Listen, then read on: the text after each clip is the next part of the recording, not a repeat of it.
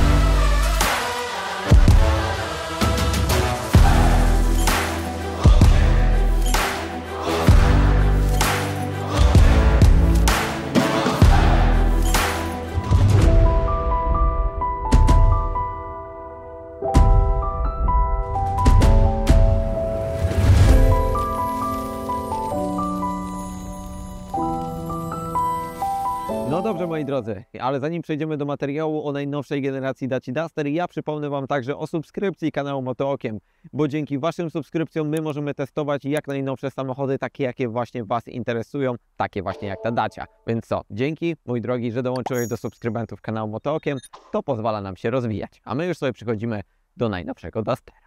No właśnie, trzecia generacja Dustera. Od 2010 roku mamy naprawdę bardzo fajną bazę w formie Daci Duster. Jeden z tańszych samochodów dostępnych jako nowy i nagle otwierający świat bardzo dużej ilości osób. Tych, którzy chcą kupić nowy, tani samochód i także nie martwić się o koszty serwisu oraz także napraw, bo mają w końcu nowy, prosty także samochód. 2010 do 2017 roku, gdzie praktycznie pierwsza generacja, a następnie potem zmodernizowane generacje, które dla Was żeśmy już testowali, pojawiały się na rynku i były naprawdę hitem sprzedażowym także w Polsce. Teraz 2024 rok i trzecia generacja Dustera, w której zmieniło się dosłownie wszystko. Od płyty podłogowej po zewnętrzny wygląd, aż po środek. Chodźcie, zobaczymy, co faktycznie przeprojektowali.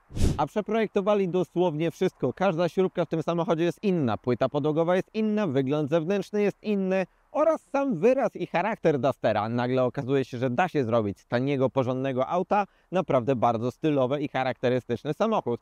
Teraz w tym przypadku nowej generacji jest bardziej napakowany i jest bardziej skierowany do tego, czego faktycznie był naprawdę użyteczny także poprzednik, czyli na przykład do delikatnego terenu i wygląda właśnie bardziej terenowo.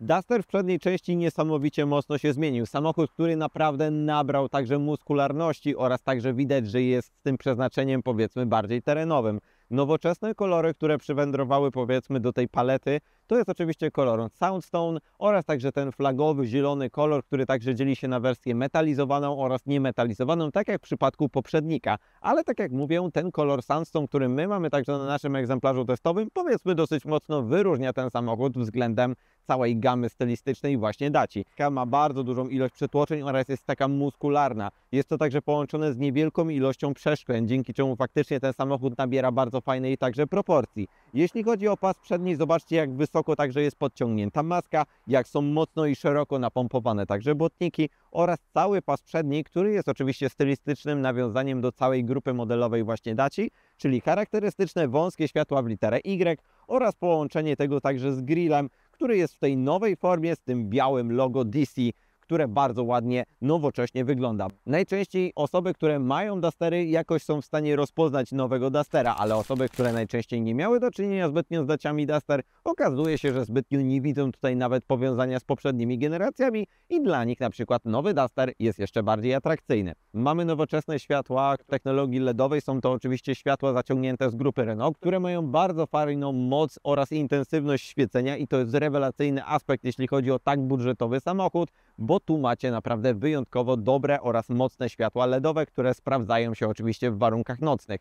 Niestety połączone jest to z systemem automatycznych długich, które ktoś horrendalnie niestety połączył ze zwykłymi, tradycyjnymi żarówkowymi światłami i efekt jest taki, kiedy automatycznie włączą Wam się długie w nocy, nagle stwierdzacie, kurczę, co tu się stało, dlaczego jest połączenie ciepłej barwy razem z zimną. Dlatego, że ma być po prostu tanio i niestety tak to jest realizowane już od dłuższego czasu oraz także bardzo agresywnie i mocno narysowany także dolna część zderzaka. Zobaczcie, jak mocno także odstaje dolna część zderzaka i jak mocno ma przypominać dosłownie małą terenówkę. Charakterystycznie narysowana, oczywiście to jest w pełni plastikowy element z takiej chropowatej struktury w kolorze szarym, do tego dwa światła przeciwmgielne także o starej technologii żarówkowej, specjalne dukty powietrza, dzięki czemu także Duster ma mniejsze opory powietrza i także ma mniej spalać. I te dukty powietrza to jest faktycznie prawdziwe, a nie udawane. Zmieniło się naprawdę bardzo dużo. A ostatnim ciekawym elementem, gdzie inżynierowie chcieli bardziej i styliści się zabawić, to jest na przykład ta mała sygnatura. Sygnatura małej Daci Duster wjeżdżającej pod górkę.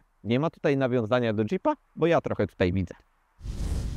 Koła w Dusterze oczywiście występują w tradycyjnej formie stalówek, ale kiedy już dopłacicie do wersji Journey albo wersji Extreme, które są jedne z najwyższych wersji wyposażenia, dostaniecie oto takie ciekawe 18-calowe koła, które oczywiście są bardzo proste, wykonane z tanich, prostych materiałów, ale wyglądają naprawdę świetnie. Prosty, pięcioramienny wzór połączony z kilkoma elementami także dodatkowymi. Macie także chromowany rand oraz ciemne wnętrze, dzięki czemu faktycznie to wygląda naprawdę całkiem nieźle. I uwaga, polakierowanie tych felg uważam, że jest o wiele lepiej zrealizowane niż w przypadku poprzedniej generacji. No i co ważne, także zmieniło się ogumienie. 215 o profilu 60, jakby rozmiary są takie same. Nasza Dacia wyjeżdża fabrycznie na Continentalach Eco Contact 6 i na to warto zwrócić uwagę, bo to jest naprawdę już klasa premium, jeśli chodzi o koła, więc na pewno tutaj będzie o wiele więcej trakcji. Do tego bardzo charakterystycznie narysowane nadkola, więcej prześwitu i standardowe oczywiście sprężynowe zawieszenie z przodu oraz także belka skrętna z tyłu, więc tutaj ma być prosto, tanio, ale jest całkiem sensownie i przygotowane także na nasze polskie drogi z dosyć dużymi nierównościami. Radzi sobie to wyjątkowo dobrze.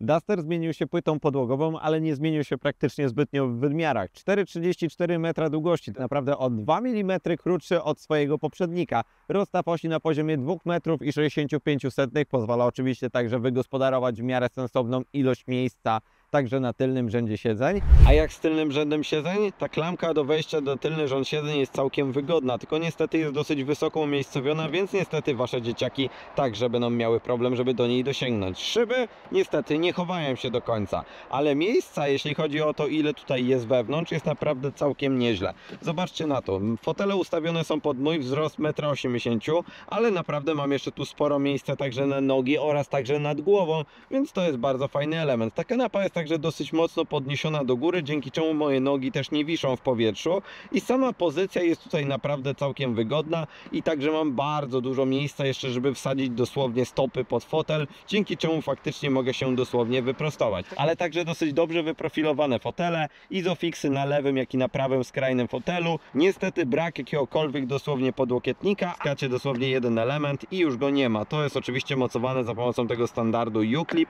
Bardzo fajne, szybko możecie sobie dosłownie to także zamontować. Dodatkowy element w formie właśnie takiego kubeczka na wasz telefon oraz także rozgałęźnika na kolejne U-clipy. Możecie go zamontować sobie tutaj oraz możecie zamontować sobie go tutaj na środkowym tunelu. To jest takie dosyć fajne, powiedzmy nowoczesne, innowacyjne. Na środku także pojawia się także malutka półeczka na jakieś drobnostki oraz dwa porty USB-C, które niestety, tak jak widzicie, są dosyć wątpliwie zamocowane i niestety do końca to nie jest ładnie zrobione. Niewielki tunel na środku, ale niestety to wszystko jest tragicznie po prostu plastikowe, ale macie tutaj także jakąś mniejszą kieszonkę, ale raczej wody tutaj zbytnio nie wsadzicie. No i tak wygląda dosłownie tylny rząd siedzeń. Ale zwróćcie uwagę na to, jak mocno został przeprojektowany także stylistycznie. Mamy także te charakterystyczne plastiki, które się pojawiły tym razem. Plastiki, które mamy tutaj oczywiście poszerzające delikatnie ten samochód i także pokazujących tą aparycję, jeśli chodzi o terenowe właściwości. Są to oczywiście plastiki wykonane także z recyklingu. Mamy nowoczesny napis Duster oraz także to wszystko podkreślone przez szare lusterka w wersji Journey. Nie ma już w końcu kierunkowskazów także w błotnikach, pojawiły się w lusterkach, a pod lusterkiem znajdują się kamery od systemu 360 stopni, który niestety nie grzeszy jakąś super jakością. I niestety kamery potrafią się zaciąć. Rzucacie wsteczny. Brak obrazu. Co pomaga? Przytrzymanie dłużej przycisku Power i po prostu trzymacie go jak w standardowym Androidzie. On się restartuje.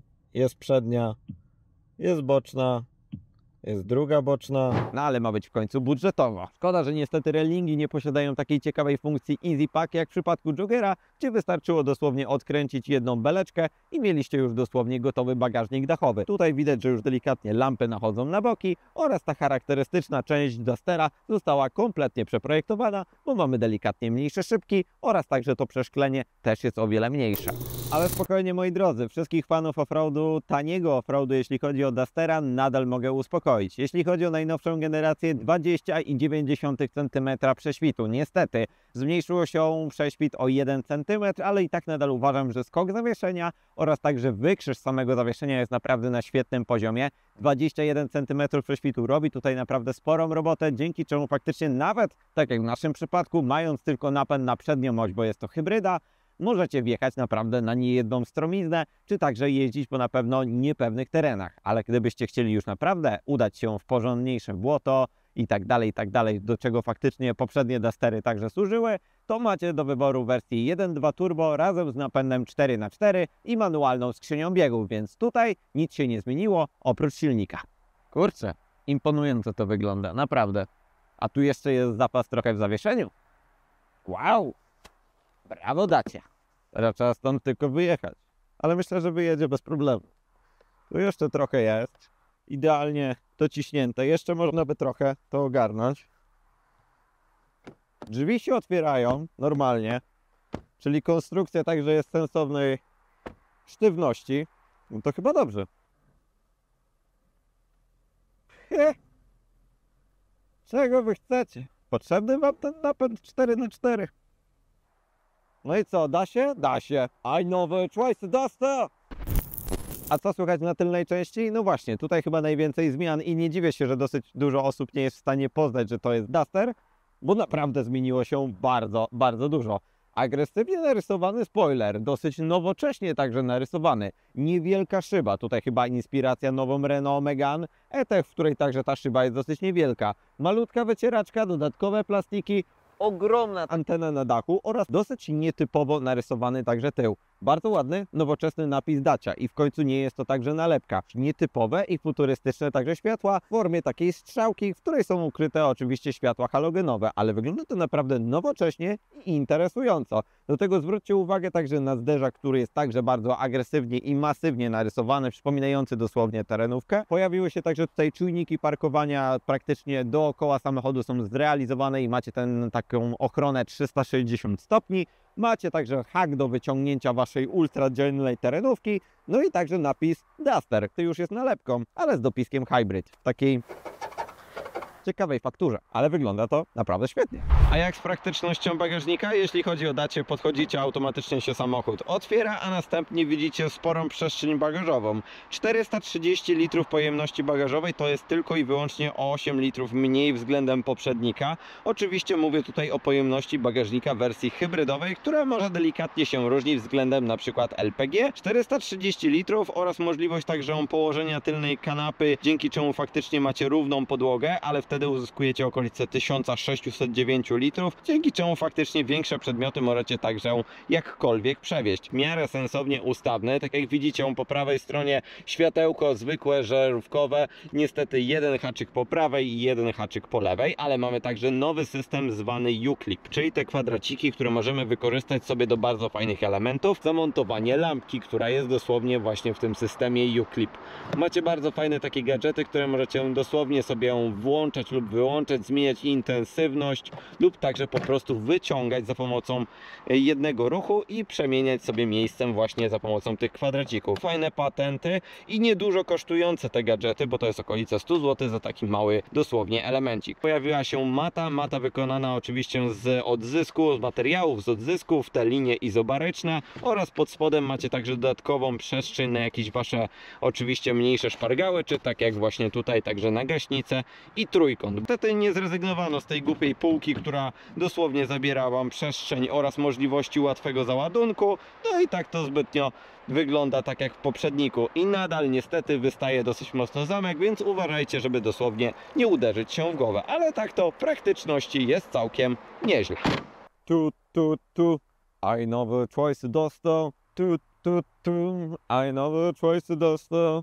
A pod maską też nowości. I to naprawdę duże i grube nowości i w końcu nie są to stare silniki, jak to w przypadku Daci było, bo na tym się najwięcej oszczędzało, jeśli się wykorzystywało starsze gamy silnikowe, jeśli chodzi o Renault. Otwieracie, po pierwsze także na teleskopie, a nie na jakimś biednym patyku i naprawdę tutaj możecie spoglądać na coś ciekawego i nowoczesnego. W naszym przypadku jest to wersja hybrydowa i to jest naprawdę zbieżna wersja hybrydowa z tym, co opowiadałem Wam w przypadku Daci Jogger, ale zacznijmy sobie od początku. Jeśli chodzi o Dustera, możecie go wybrać oczywiście z silnikiem EcoG, czyli tak zwaną hybrydą, ale hybrydą z LPG. Jednolitrowy silnik, 3-cylindrowy o mocy 100 koni, połączony także z gazem, ale jest oczywiście bardzo oszczędny ze względu na instalację gazową, która jest fabryczna. Także występuje w jednej z najbardziej podstawowych wersji wyposażenia, tych zaczynających się od 79 000 złotych. Co możecie mieć dalej? Nowy silnik 1.2 turbo o mocy 130 koni, połączony także z przednim napędem lub, tak jak Wam wspominałem, także z napędem 4x4, który właśnie realizowany jest za pomocą tej manualnej skrzyni biegów,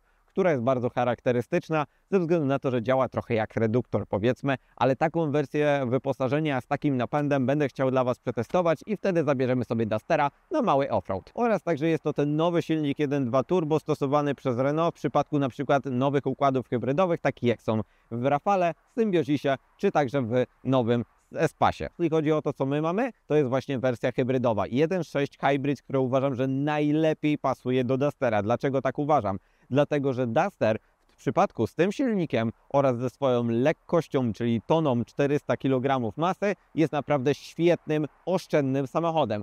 Spalanie na poziomie 4,5 litra, 3,5 litra, a nawet i rekordowo 2,9 litra to nie jest problem do tego układu. Dosyć duża bateria. Okolice 1,2 kWh jest zlokalizowane właśnie w tylnym rzędzie siedzeń pod kanapą. Macie także ten układ hybrydowy, który ma naprawdę mocny silnik elektryczny i to robi robotę. 1.6 o mocy 94 koni, do tego dodatkowy silnik elektryczny, który także ma jakieś okolice 50 dodatkowych koni i jeszcze jeden silnik elektryczny, tak zwany generator rozrusznik, który ma jeszcze dodatkowe 20 parę koni.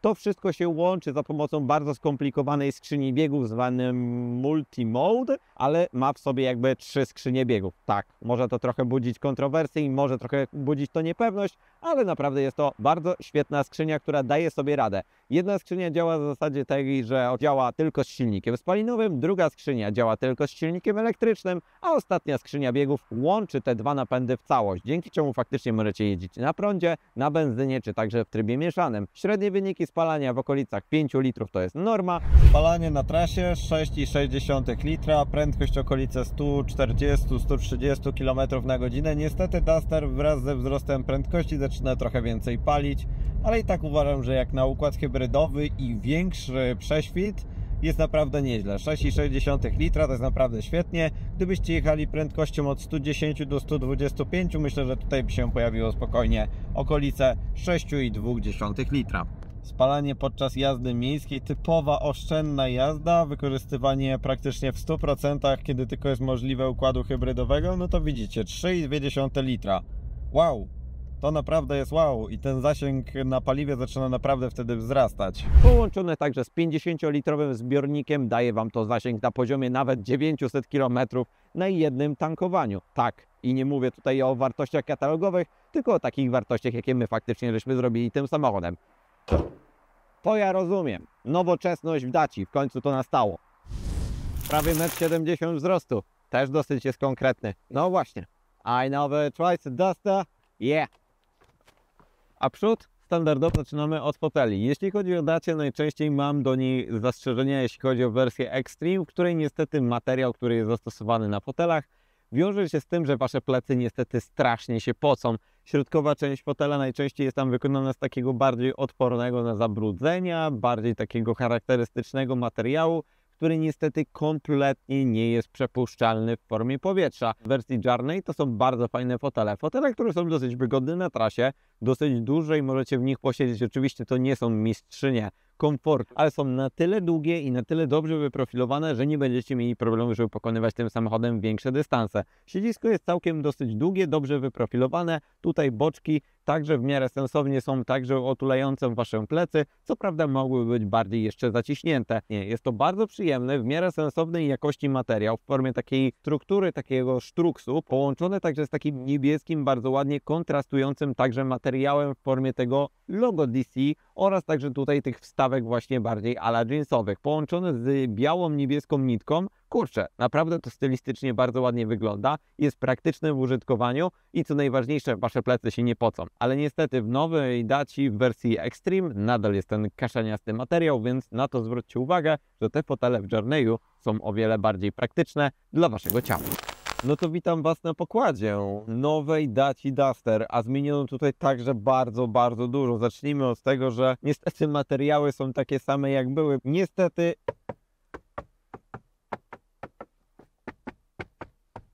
wszystko jest twarde, wszystko jest dosłownie wykonane niczym ze skały. Ale tak faktycznie jest. Ma być tanio i ma być także dobrze, no to muszą być takiego twardego rodzaju plastiki. Zrobiono tutaj pewien myk, tak jak na przykład w Hyundaiu Elantrze. Wykorzystano różnego rodzaju faktury, żeby te plastiki aż tak mocno nie raziły. Także jeśli chodzi o samo wnętrze Dustera, jest także bardzo mocno ciemne. Ciemne są wszystkiego rodzaju te plastiki oraz drobne dodatki są dosłownie w kolorze niebieskim. Tutaj jest kompletnie inna faktura. Pojawił się napis Duster, wytłoczony w tym oczywiście plastiku. Z tą przyjemną fakturą wygląda to już naprawdę ciekawie. Mamy także fakturę tutaj na boczkach drzwiowych w formie takich ryfli. Pojawiło się tutaj także na dole taki element oczywiście od klamki, połączony także tutaj z podłokietnikiem w kolorze niebieskim, także w innej fakturze. Ale jeśli chcielibyście wiedzieć, czy jakkolwiek są tutaj miękkie podłokietniki, niestety nie i to jest problem tego wnętrza. Bardzo trzeba tutaj uważać, żeby nie uderzyć się kolanem na przykład o tą klamkę, która jest bardzo twarda, czy prawym kolanem o tunel środkowy, który także jest bardzo twardy,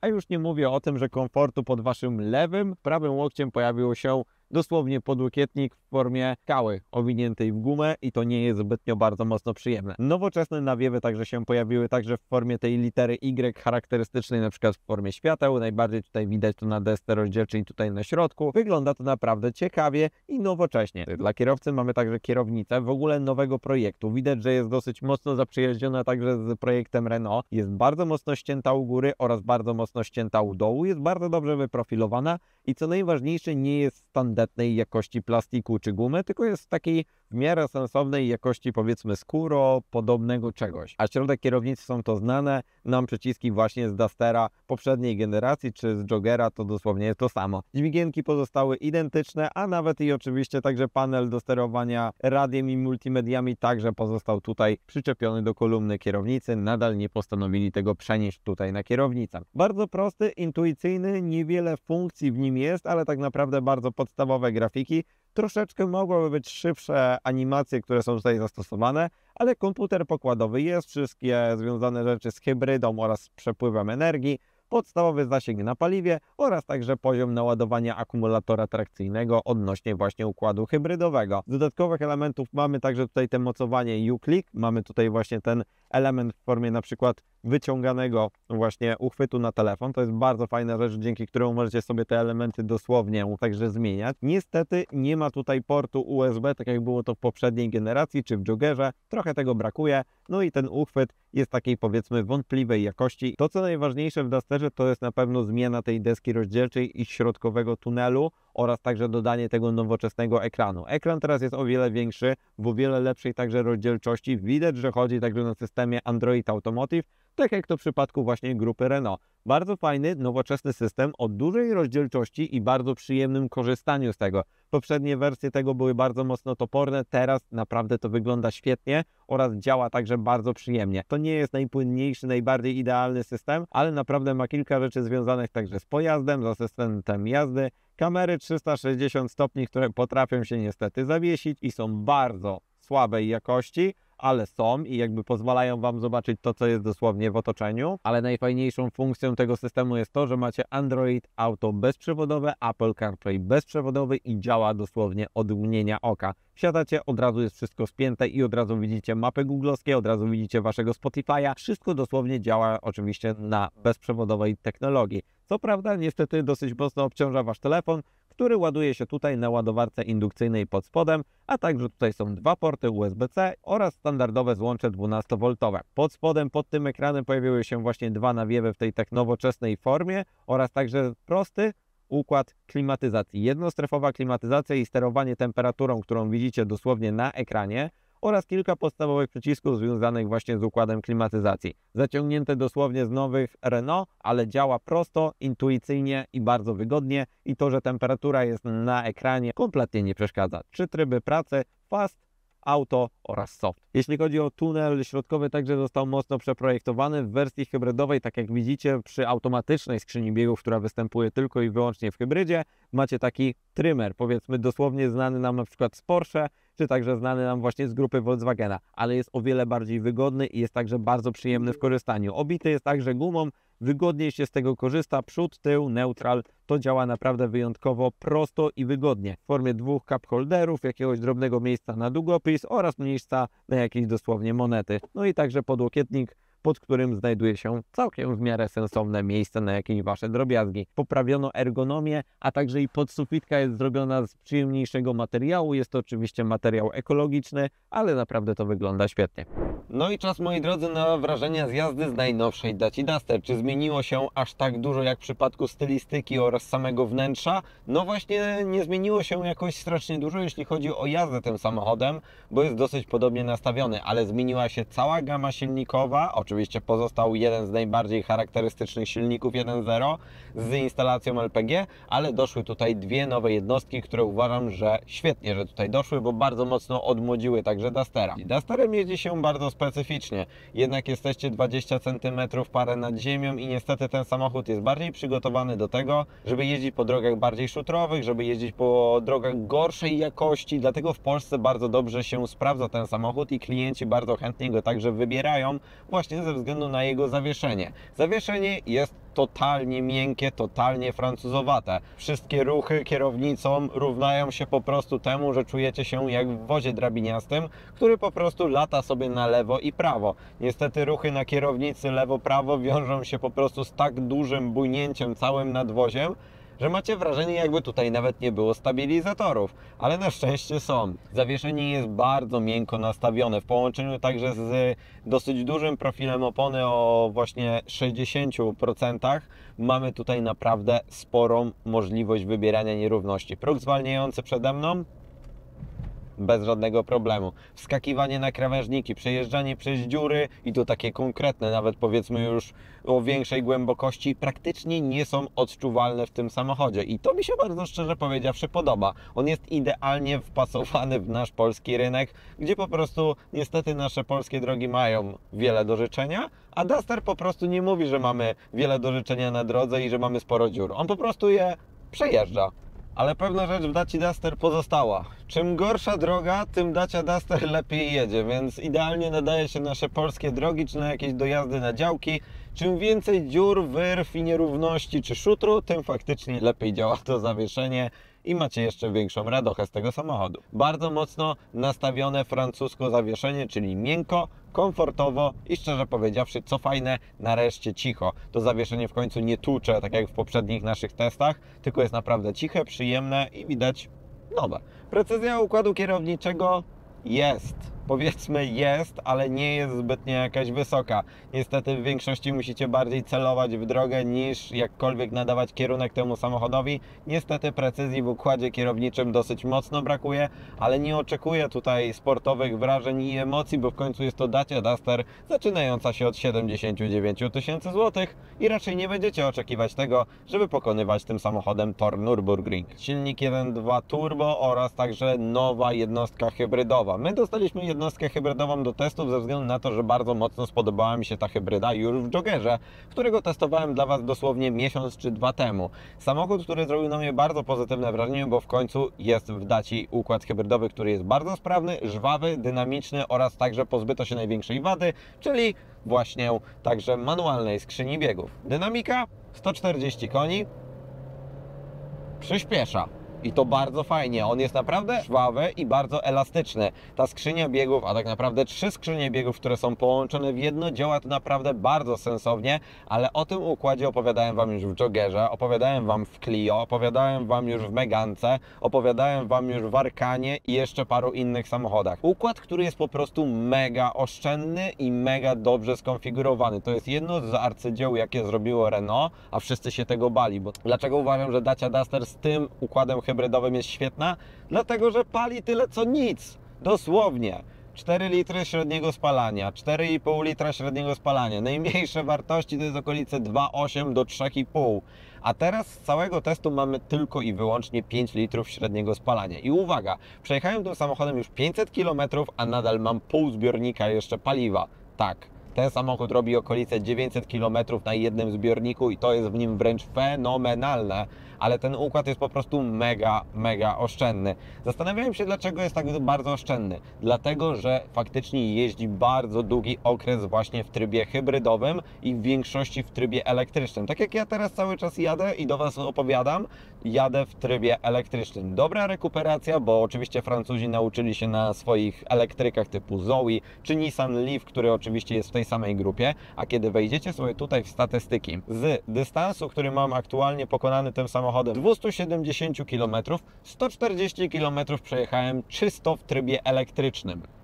Czy to nie robi wrażenia? No właśnie robi i to pokazuje też, dlaczego ten samochód jest tak niesamowicie ekonomiczny, bo po prostu bardzo długo jest w stanie jeździć oczywiście na układzie elektrycznym i to robi mega robotę. Dacia Duster nowa jest oczywiście delikatnie cięższa, 1455 kg, to jest 25 kg więcej. Oczywiście doszła tutaj system elektryczny, który także ma swoją baterię, jest delikatnie cięższy oraz dodatkowe wygłuszenie czy także wzmocnienia, bo w końcu Dacia Duster jest także trochę bezpieczniejsza, ale nadal czekamy też na testy Euro NCAP, więc jakby tutaj nie mówię, że jest idealnie bezpieczna i największą przyjemność stwarza także cisza. Cisza, która nadaje właśnie ten silnik hybrydowy, który po pierwsze jako sam silnik spalinowy jest naprawdę cichy oraz gładki, bo to jest stara jednostka 1.6 benzynowa o mocy 90 paru koni, a także ten silnik elektryczny, którym pokonujecie naprawdę długi dystans, się okazuje, nadaje tą ciszę. Sam Duster widać został także o wiele lepiej wyciszony względem poprzedniej generacji, nie ma nadal oczywiście nie wiadomo jak spektakularnych tutaj efektów. W przypadku na przykład Chińczyków w formie Bajka czy MG jest faktycznie ciszej niż w Daci Duster, ale naprawdę uważam, że tak tutaj grupa Renault postanowiła, że będzie trochę ciszej. I faktycznie jest, chociaż niestety nadal szumią lusterka i nadal szumią słupki. Dodali te systemy bezpieczeństwa, że jest trochę więcej tych technologii, jeśli chodzi o samą Dacię oraz sam ten ekran multimedialny, który jest o wiele przyjemniejszy w użytkowaniu, czy także ma system Android Auto czy Apple CarPlay, to po prostu działa o wiele lepiej i po prostu wygodniej Wam się korzysta także z tego samochodu dzięki takim oczywiście dodatkom. Jest jeden upierdliwy dodatek i jest to system ISA, czyli oczywiście system inteligentnego sczytywania znaków i powiadamiania Was, że przekroczyliście prędkość, tak jak robi to w tym momencie. Na szczęście, tak jak w przypadku Joggera Wam opowiadałem, jest tu taki magiczny przycisk. Wystarczy 2 razy sobie go kliknąć i w tym momencie usługa My Safety Person przeszła w tryb spersonalizowany, czyli wszystkie te systemy bezpieczeństwa pod tytułem ostrzegacze wyłączacie sobie w takim bardziej skonfigurowanym trybie dla Was. Jak zaczynacie w niego się wjeżdżać, to okazuje się, że jest naprawdę bardzo przyjemnym samochodem i także ten układ właśnie hybrydowy nadaje mu takiej przyjemnej lekkości, że on jest w miarę dynamicznym samochodem oraz jest także bardzo łagodnym i komfortowym samochodem i przy okazji także oszczędnym. No i tak, to jest typowa Dacia Duster. Do bólu poprawna. Do bólu po prostu jest poprawna i ciężko tutaj do czegokolwiek się przyczepić. No, powiem Wam, moi drodzy, jestem niesamowicie bardzo pozytywnie zaskoczony tym, co oferuje najnowsza generacja Dacia Duster. Poprawiono wszystkie błędy, poprawiono większość problemów, które były właśnie w poprzedniej generacji. Nowoczesne układy hybrydowe oraz także cena, która nadal jest bardzo mocno atrakcyjna, bo musi być atrakcyjna ze względu także na mocno szturmem wchodzące oczywiście chińskie marki na europejski rynek. Ceny. Jeśli chodzi o nowego Dustera, to pewnie Was bardzo mocno interesuje. Bieda wersja, tak zwana ABC, czyli absolutnie brak czegokolwiek, kosztuje okolice 79 000 złotych, oczywiście z litrowym silnikiem, połączonym także z instalacją gazową, za którą musicie delikatnie dopłacić. 1.2 turbo z możliwym napędem 4x4 i jakąś sensowną wersją wyposażenia to jest okolice od 90 powiedzmy do 100 000 złotych za nowiutką Dacia Duster w miarę sensownym także wyposażeniu. Jeśli chodzi o naszą wersję wyposażenia Journey, czyli jedną z najwyższych wersji wyposażenia, która ma praktycznie wszystkie możliwe pakiety i dodatki, i jest także hybrydą, to jest największy koszt. 122 000 złotych za w pełni wyposażony samochód, ale to jest naprawdę i tak świetna cena ze względu na ten układ hybrydowy, który naprawdę spala niewielkie ilości paliwa. I tak oto bardzo pozytywnie mnie zaskoczyła Dacia Duster, ze względu na to, że to jest bardzo pozytywny samochód. Pozytywny ze względu na to, że ma bardzo dobry układ hybrydowy, naprawdę niewiele palący układ hybrydowy. Jest to dosyć lekki, prosty konstrukcyjnie samochód, który ma naprawdę spory prześwit i nawet bez napędu 4x4 jest bardzo dzielnym samochodem typu crossover, a kiedy dobierzecie sobie napęd 4x4 staje się naprawdę bardzo ciekawym samochodem. Dosyć szeroka paleta silnikowa, nie zamykają się tylko i wyłącznie na jednym silniku oraz także odświeżenie tego samochodu nową generacją za pomocą także nowej stylistyki oraz także kompletnie nowoczesnego środka i wsadzenie trochę większej ilości technologii wewnątrz. To okazuje się, że jest naprawdę bardzo fajnym featurem względem oczywiście chińskich konkurencji, które także wchodzą i chcą także zawojować ten tańszy segment rynku. Ale co ważne, także połączenie tego z ceną, to naprawdę ze sobą wszystko gra. Nowa Dacia Duster po pierwsze wygląda, po drugie dobrze jeździ oraz także jest naprawdę oszczędnym samochodem i to nie tylko właśnie w kupnie, ale także i w codziennej jeździe. No i tak oto, moi drodzy, dobrnęliśmy do końca materiału. Dacia Duster okazuje się, że to jest naprawdę nowoczesny, świetny samochód, który może dosyć dużo zaoferować nawet na rynku tych tańszych samochodów, nawet z tak dużą konkurencją właśnie chińską, jak aktualnie także wchodzi na rynek. No właśnie. A ja serdecznie Wam także dziękuję za obejrzenie tego materiału. Nie zapomnijcie także o subskrypcji kanału Motookiem, bo to dzięki Wam my możemy pracować, testować, pokazywać Wam coraz to nowsze samochody na naszym kanale, czy takie właśnie samochody, jakie bardzo poszukujecie i pragniecie w formie nowych generacji, które aktualnie wychodzą. My dzięki temu po prostu możemy Wam je pokazywać w jak najszybszym tempie. Więc co? Dzięki, że dołączyłeś do subskrybentów kanału Motookiem, a my widzimy się już w następnym materiale. Dwa inne materiały aktualnie także Wam się wyświetlają na ekranie. Może czymś innym będziecie także zainteresowani. A my już widzimy się w kolejnym teście. Do zobaczenia. Cześć. Hej!